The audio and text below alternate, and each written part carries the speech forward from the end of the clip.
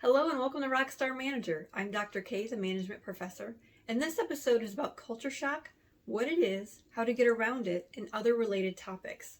First, please subscribe to my channel by hitting the subscribe button down below, and also hit the notifications button so you'll see each time I post a new video.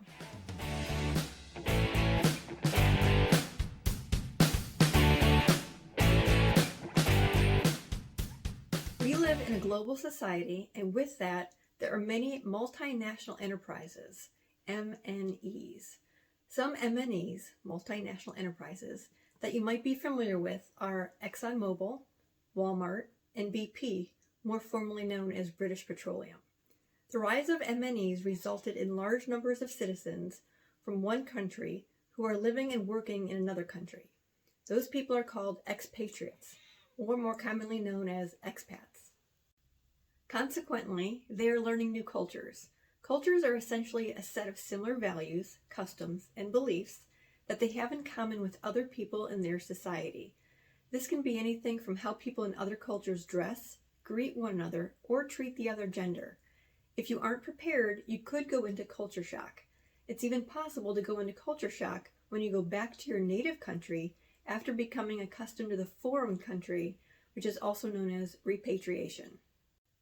Many of you know that my family originates from Italy and that I have a cookbook on the market with my cousins entitled Don't Cut the Basil.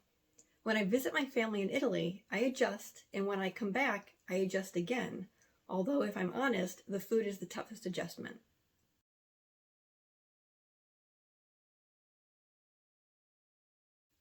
Simply put, the culture shock phenomenon is a reaction from your realization that others are different in thought and in action from what you're used to experiencing and expecting. There are scientific studies that graph this experience.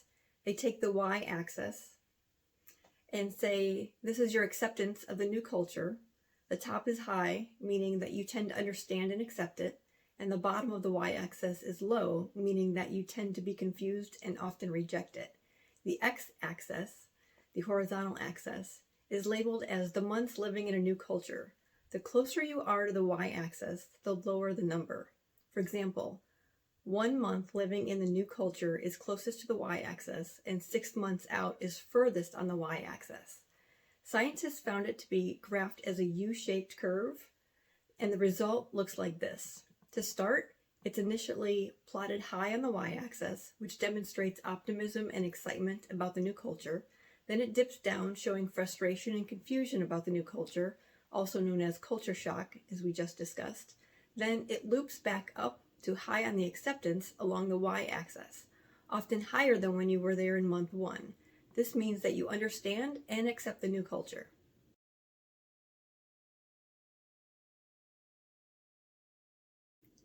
These feelings of culture shock are inevitable, and there's nothing wrong with them.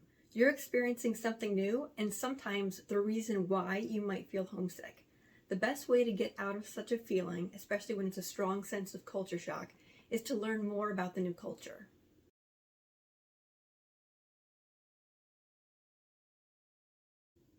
Other terms around this concept that you might hear are parochial and ethnocentric. Parochial is essentially assuming that there is one way of doing things. Ethnocentric people believe their way is the best way of doing things. Furthermore, most people think their way is the best way because that's the way they know to do. However, if they thought there was a better way, they'd probably do it, right? In this case, we're talking about extreme ethnocentrism, which assumes that everyone should learn your way simply because it's your way. In my video about networking and negotiating, I discuss various ways to work with other cultures. For example, according to McGraw-Hill, Israelis tend to argue, so a heated emotional negotiation is accepted behavior. However, in Japan, that would not be accepted. The French like conflict and tend to take a long time in negotiating agreements, and they aren't concerned about being liked. Similarly, the Chinese will also drag out negotiations. In contrast, Americans can be impatient and eager for quick agreement. In South American countries, as well as Japan, there will be no tasks accomplished without a prior relationship. Moreover, Russians tend to assert their ideas with power more than with influencing tactics, and they view concessions as a sign of weakness.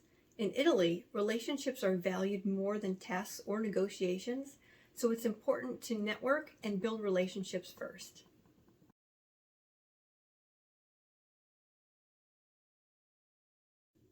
One concept in management is the divergence hypothesis. This is a managerial approach that recognizes that knowing how to manage most effectively requires a clear understanding of the culture in which people work.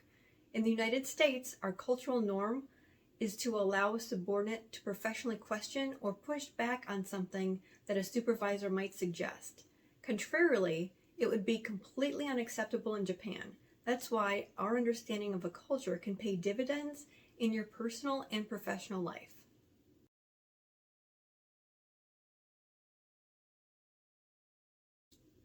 Every culture has its own nuance, regardless of nationality. One of our first major life decisions is culturally based. Think about how and why you chose the university that you attend. There are specific things that this school did or didn't do that drew you to it, including reputation, which was built on its culture. While I'm sure your major, tuition, and location played a factor, you considered the size, how the campus felt when you visited, how welcoming your first experience was, and whether or not you could see yourself fitting in on campus.